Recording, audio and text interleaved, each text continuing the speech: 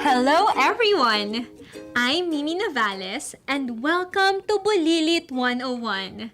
Join us as we learn, play, and grow with the ECCD Council. To all mommies, daddies, and caregivers out there, I have a question for you. What are the big changes that you have observed when your child reached 1-year-old? I am sure that you are thinking, sobrang dami. And this is especially true in the socio-emotional domain. Imagine, you have an infant who has been very dependent on you for everything to survive. Tapos, yung baby na yun biglang magiging toddler who has suddenly discovered the wonders of walking, talking, and eating by him or herself. Independence galore ang nasa isip nila. And saying no to them may sometimes trigger a tantrum. So what do you need to do then? Are the toddler years really that terrible? Or should we view them as little humans with big emotions who are learning how to navigate their world? For this episode, let's learn more about the toddlers, their cuteness, not so cuteness, and everything in between.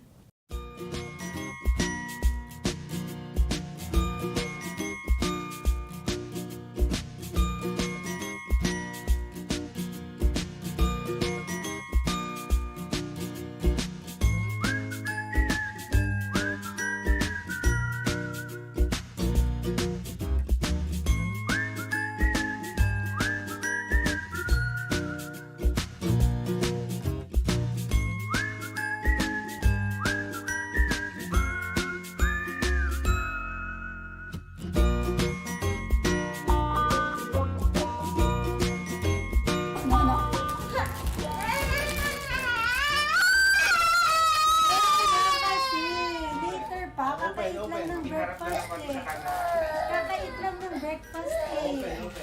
Nato na! Stop running! Stop running! Hey. Napakakulit ng batang yan. Bad girl yan.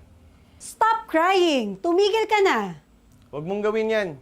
Kung nakapag-alaga na kayo ng toddlers, I am sure na familiar ang scenes na ito sa inyo and it can be frustrating and tiring. So how can we change our mindset and extend our patience? Well, we can do that if we try to understand toddlers better. Bakit nga ba ito nangyayari? Ano ba ang dapat gawin kapag nangyari ito? Yan ang sasagutin ng ating child development expert sa episode na ito. Hello, I'm Teacher Beth, and I'm an early childhood education practitioner and a mom to 2 boys also. So some of you might remember or are going through, handling children na nasa toddler age. So what are the typical behaviors ba of toddlers? Karamihan ng tao, narinig ko na itong panahon yung pagod na pagod sila. Kasi yung mga toddlers sa panahon na to mahilig tumakbo, tumalon, umakyat, lahat ng akala mo hindi pwedeng akyatin ay inaakyat nila. So napakarami nilang energy na parang kulang ang energy nating mga magulang sa pagbabantay sa kanila. Napaka-curious na rin sila. So lahat ng pwedeng butas na pasukan ng mga bagay, pinapasukan na nila ng mga bagay, kinakalikot lahat ng bagay, sinisira or nasisira nila ang maraming mga maliliit na gamit, no? And then marami na silang gustong ma-explore at mas maintindihan, kaya ginagamit nila lahat ng kanilang senses at lahat ng bagay gusto nilang hawakan. At ito rin yung panahon na nagsastrive sila for autonomy. So dahil dito, they try to assert their independence. Kaya madalas din nating marinig yung salitang no mula sa kanila. Diba? Gusto mo bang maligo? No. Gusto mong kumain? No. So ito yung panahon na yan. Hindi dahil ayaw nilang makinig or nahihirapan sila makinig, but it's more because they are practicing their autonomy. Gusto nilang i-assert ang kanilang independence, which is also very important in the growth of a child. So ito rin yung panahon that they like to be on the move. Parang kakapaupo mo pa lang ay malingat ka lang, nakatakbo na agad yung bata, no? So very curious nga sila, as I said earlier, and then ginagaya nila tayo. Pag nagluluto tayo, kaya yung kanilang mga play din, cooking, driving, sweeping of the floor, yan din ang kanilang usual na play. Kung ginagaya na nila, yung nakikita nila na activities nating mga adults or mga tao sa paligid nila. And they, at this age, thrive on consistent routine. They need a set of routines that they will follow. So again, to sum it up, this age is the terrific toddler age. Because they get to, ang bilis ng kanilang development, ng kanilang brain development, lumalaki talaga. Hindi lang yung size ng brain nila, but it is also the time that they make a lot of connections by using their senses and doing things at this age. So terrific toddlers ito. Kaya exciting na age group or age range itong toddlers.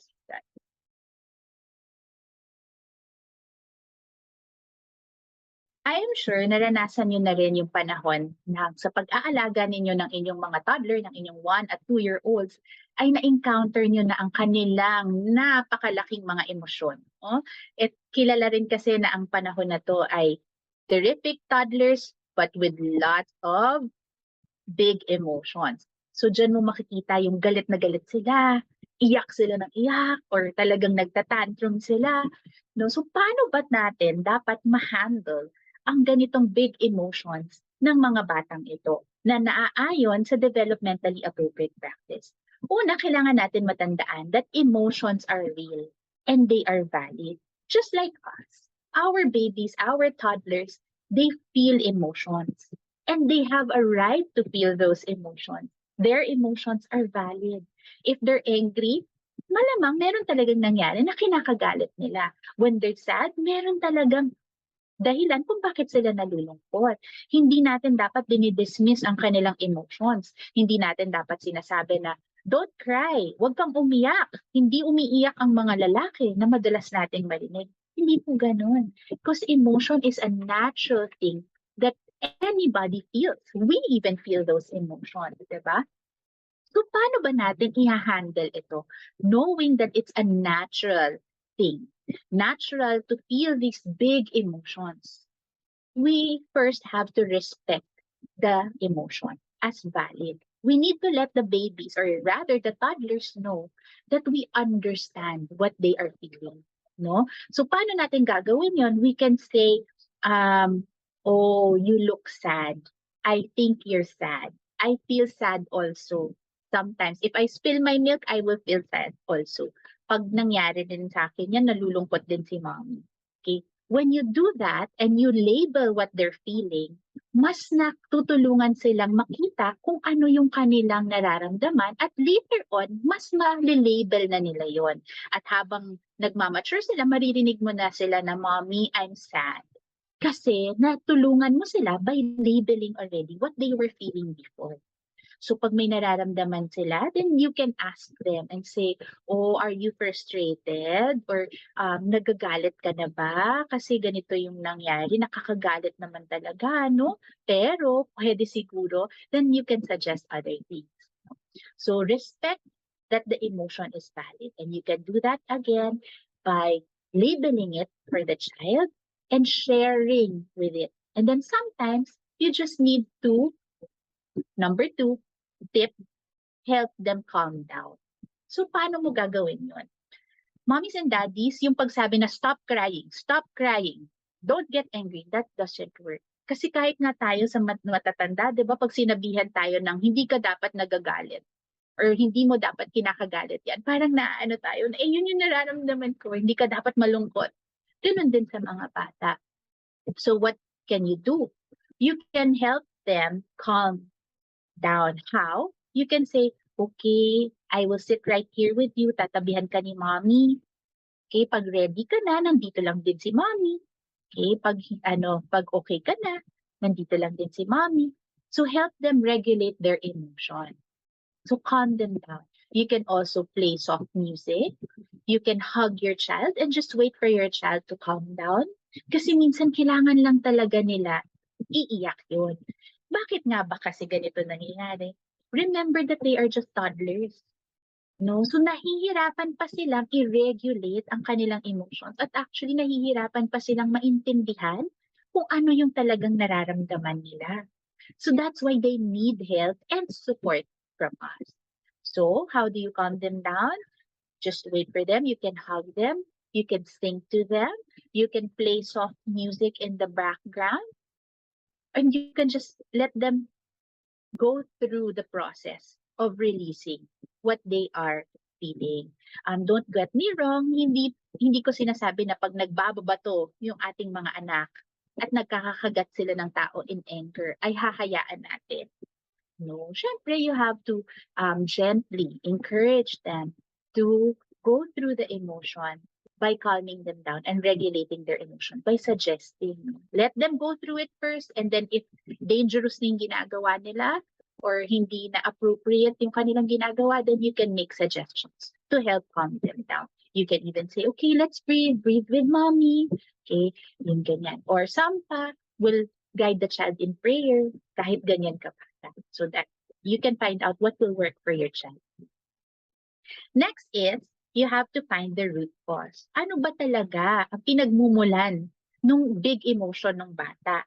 Minsan kasi, nalilabel natin na makulit, may mahilig mag-misbehave, yung mga ganyan. Yung pala, may reason kung bakit sila nagkakaroon ng ganyan kalaking emotion. Okay? Usually, pag gutom, di ba? Meron nga yung tinatawag na hunger, yung anger because you're hungry. So, ganun din ang ating mga anak, no? Nakakaramdam sila ng discomfort when they're hungry. And then sometimes because nga nahihirapan pa sila to really point out or figure out kung ano yung nagkukos ng kanilang big emotions, ay lumalabas in different forms like a tantrum. So, check if your child is hungry. Check if your child is sleepy. Okay? Kasi madalas ang mga babies, ang toddlers, mas nagiging irritable sila when they lack sleep. Find out how much time or how many hours your children are supposed to get on a daily basis and make sure na naaabot yun ng mga bata para hindi sila cranky. So aside from hunger and sleepiness, pagpagod is also a reason, no? Pag ang dami niyang activities na ginawa, tas pagod na siya, nahihirapan din silang matulog. So you have to figure that also. And kaakibat niyan yung overstimulation. Babies or toddlers na masyadong nasi-stimulate na o overstimulate, minsan napapagod sila masyado at nagsha-shutdown na lang sila and then the big emotion come. So make sure na appropriate ang kanilang activity na ginagawa at saka naaano niya yung talagang root cause ng kanilang big emotion. Another tip that you can do is to remove the child from the situation. Hindi ko po sinasabing ikulong sila sa banyo or sa kwarto. Removing from the situation doesn't mean na ipapatayo nyo sila sa corner, harap ng wall. Ilayo nyo lang ng konti. Sometimes is enough. Okay? You can go to a quiet area and then you can stay with your child if your child needs your emotional support to be there. But if the child, parang if you see like the child needs time alone, then you can just leave na napapanood nyo pa rin, nakita nyo pa rin sila, but you're just a little farther away doing something else, no? Just to give him space. And then you can also give them hugs, him or her hugs and kisses if ready na sila. And you can talk to them. You can help process it with them. Okay? And you can give them the chance to calm down on their own. So don't force it when they're not yet ready. Okay? And then ang isa pa siguro, don't force your children to say sorry. Practice na kasi natin to no, na pag may nagawa sila, mag-sorry ka. But if children are not yet ready to say sorry, let's respect that and just encourage it to come when they're ready and truly sorry if they understand the concept of it already. Because this young, ganito kabata, hindi pa talaga nila masyado naman talaga naiintindihan ang konsepto ng pagiging sorry because it's a very abstract. Okay, so those are just some tips that you can do to help you handle the big emotions of these terrific toddlers. You have to prepare the environment. What does that mean? Preparing the environment means child-proofing your home. So you cover the electric outlets kasi mahilig sila magpasok, di ba, ng mga things and dangerous talaga. And the more you say no pa sometimes, kunwari, no, don't touch that, mas hahawakan pa talaga nila.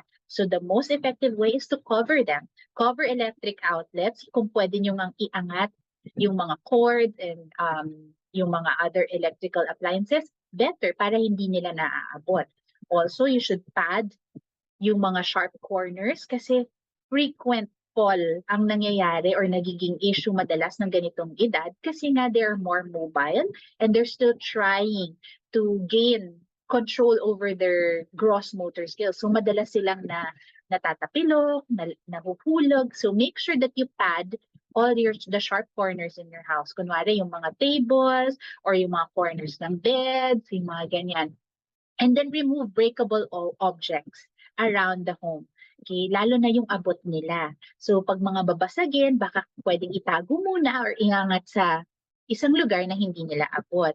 Ang isang technique nga po na lagi kong sinasabi pati sa mga teachers ng toddlers sa kanilang mga classroom ay kung kaya nyong mag-crawl on the floor and go around your house or your room on all fours, mas maganda kasi nakikita nyo lahat ng danger zones.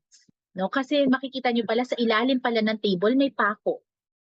So that you will only be able to see if you are down kung nasaan yung level ng bata. So go down on your on all fours and try to see where the dangerous areas are in your home or in your room para ma-rectify natin yon. And another one is please remove all choking hazards. Anything that can fit through the mouth of the baby, yung ganyang size na kasya sa bibig, please keep that. Itago po natin yan kasi babies are, since this is they're toddlers, they like putting things in their mouths. Actually, hindi lang po sa mouth, pati sa ilong at sa tenga. No, madalas yan nagpapasok ng mga straw sa ilong, tsaka ng kung ano-ano sa mga tenga. So all the small objects, please remove from their reach. Kailangan mas maging intentional po tayo sa paglinis ng mga ganito. Pati po yung mga toys na binibigay natin sa ating mga anak. Minsan may mga toys kasi na natatanggal yung gulong or natatanggal yung mga screws or yung mga maliliit na rods ng mga toys na binibigay natin sa mga bata. Lagi pong isipin na pagkasya sa bibig, yung part na yun, itago nilang natin. Okay? So that's the first one. Prepare your environment or child-proof your home. Tip number 2, offer choices. Bakit kailangan mag-offer ng choices sa mga bata? Hindi ba dapat tayo, dahil tayo ang adults, tayo ang nagde-decide kung anong susutin nila, anong kakainin nila, anong gagawin nila, anong paglalaruan nila? Remember, mommies and daddies, during the toddler age, they are starting to fight for and assert their autonomy and their independence. And one way to practice their decision-making skills is to offer them choices and let them decide for themselves. So pag meron kayong kailangan, kunwari, damit na isusuot nila, no, bigyan mo sila ng choices, 2 or 3. Maximum na po natin ng 3, wag naman po natin sila bigyan ng 10 choices dahil nakakalito naman talaga yun, no? So always give them choices para napapractice nila yung decision making and then mas nagiging smoother din yung pagtakbo ng inyong araw dahil hindi na kayo magbabattle on little things, no? Ang lagi ko ang binabanggit is choose your battle. Kung hindi naman ganun ka-importante or hindi makakaapekto sa kanilang health, sa kanilang development, ang susuotin nila, huwag na nating pag-awayan. Allow the child to decide for themselves kasi kaya nila yun. No? Even the food. Syempre, we want our children to eat healthy. So, hindi mo naman sila papapiliin, what do you want to eat for lunch? Chocolate or carrot? Pwede mong gawin, dalawang vegetables ka at papiliin dun sa 2 vegetables. Kasi feeling pa rin nila, wow, may accomplishment ako kasi I made that choice. So pwede yun, give them choices, and this can also help you during your disagreements or misbehaviors. No? Kunwari, tumatalon sa taas ng table. Pwede mong ibigay yung choice na, where do you want, I think you like jumping. Where do you want to jump? We can jump here in the sala or we can go outside in the garden and let's jump there. Where do you want to jump? So hindi natanggal yung jumping, pero natanggal yung danger na tumatalon sila sa table. Na hindi niya napapansin na tinanggal mo yung option na yon. Pero dahil binigyan mo pa rin siya ng option, instead of saying no, mas madali silang napapasunod dun sa mas gusto natin or mas appropriate na behavior na lang. Okay, so please offer choices for your children. That's tip number 2. Tip number 3 for caregiving toddlers. So the tip number 3 is consistency is key. We have to be consistent. Hindi po pwede na paalit-palit ang ating rules. Today, pwede nilang gawin. Tomorrow, hindi na. Tas hindi na naman ulit. Or hindi rin pwede na kay mommy pwede, kay daddy hindi, kay lola pwede. Kailangan po consistent tayo across the days and across different people or the primary caregivers. So we have to be consistent. And part of that consistency is setting a routine. So hindi lang po rules ang kailangan consistent. We have to be consistent also with the schedule with our children. Why? Toddlers thrive on consistent routines kasi they need to know what comes after certain things. And it gives them a sense of security. For example, alam nila na pag kunwari, na-set mo na yung routine ng kanilang bedtime, na after nila kumain ay maliligo sila, tapos babasahan mo, magtutoothbrush sila, tapos babasahan mo sila ng story, they know that the next part is sleeping. So it will come easier for them. Parang automatic na nabaga sa kanila na, matutulog na ako after ito. Kasi nag-calm down na, pa-calming down na itong aming set ng routine.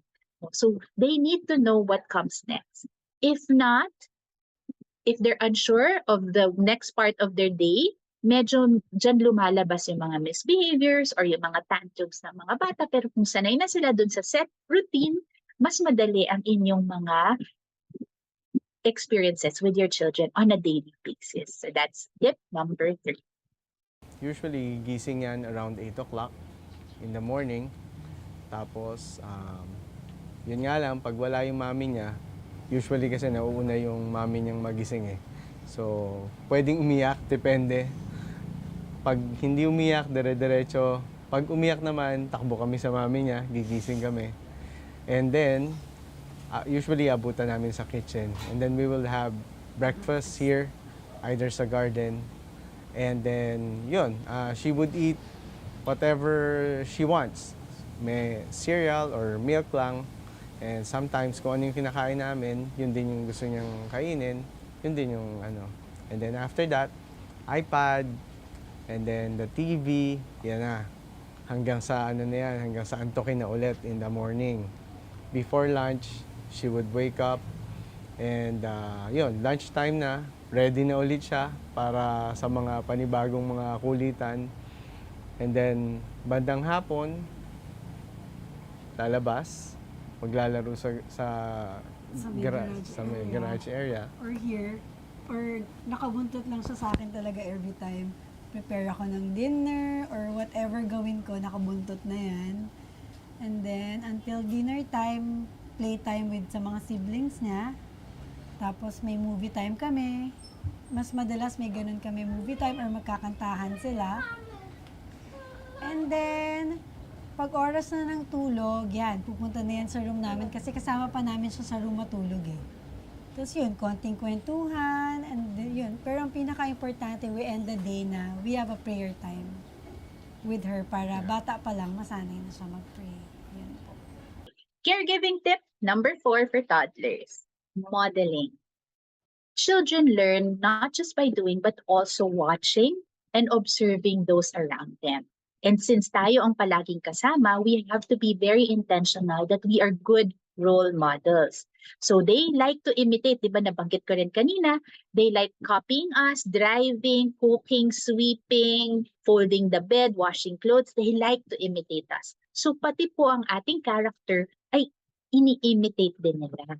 What we do, how we say things, what we say, it's usually what they utter also and what they do also. So if you want your children to say thank you, please model it. Make it a point na you often say thank you, even to the child. Diba? Minsan pag may inabot sila, oh, thank you. Pag umupo sila, oh, thank you for sitting down beside mommy. Use it often. Say sorry. Okay? Say excuse me. Make sure that what you want them to do, you are also doing. Okay? Kailangan hindi lang tayo talkies.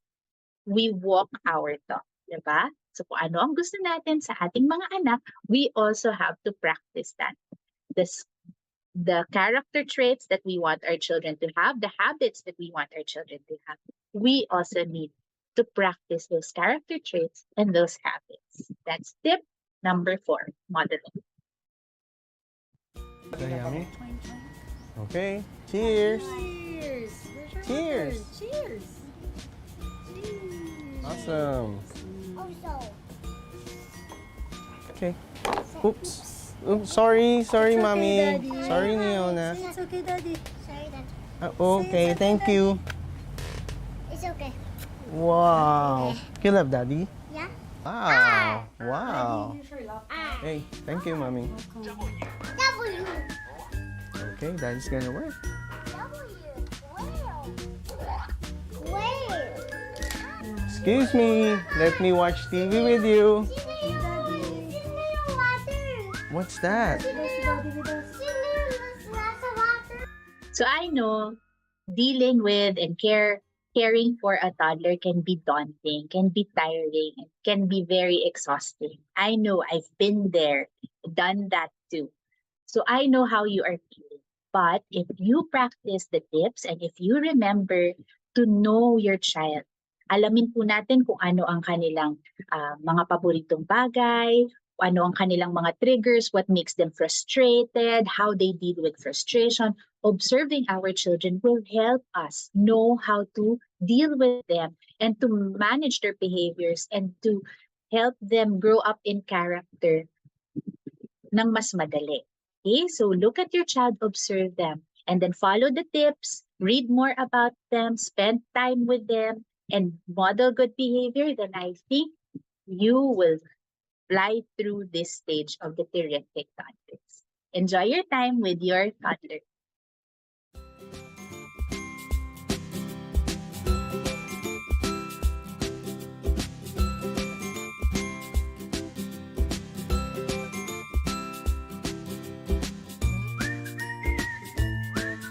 This episode has taken me back to the days when my child was a toddler. Grabe yung pagod ko noon, saka not to lie, laging mainit din yung ulo ko. Pero looking back, mas madaming magaganda and super cute memories. Yun yung mga panahon na super sweet pa ng anak ko and he would freely give me hugs and kisses for no reason at all. Ngayon kasi, habang lumalaki na, naku, minsan kailangan ako pa yung mag-request ng mga bagay na yon. Pilit pa. So to all the parents out there, kagaya ng lagi naming sinasabi noong newborn stage pa lang, all of the frustrating days will end. Tapos, magugulat na lang tayo, malalaki na ang mga bata. And we will be left with the memories of how they first tried to be independent and how they were super driven to learn more and explore the world around them. So for now, let us be the guide, extend our patience, and hope that these first beautiful moments will be carried on for a lifetime. And there you have it. We are now at the end of this episode. So join us again in another episode of Bulilit 101, where we will learn, play, and grow with the ECCD Council.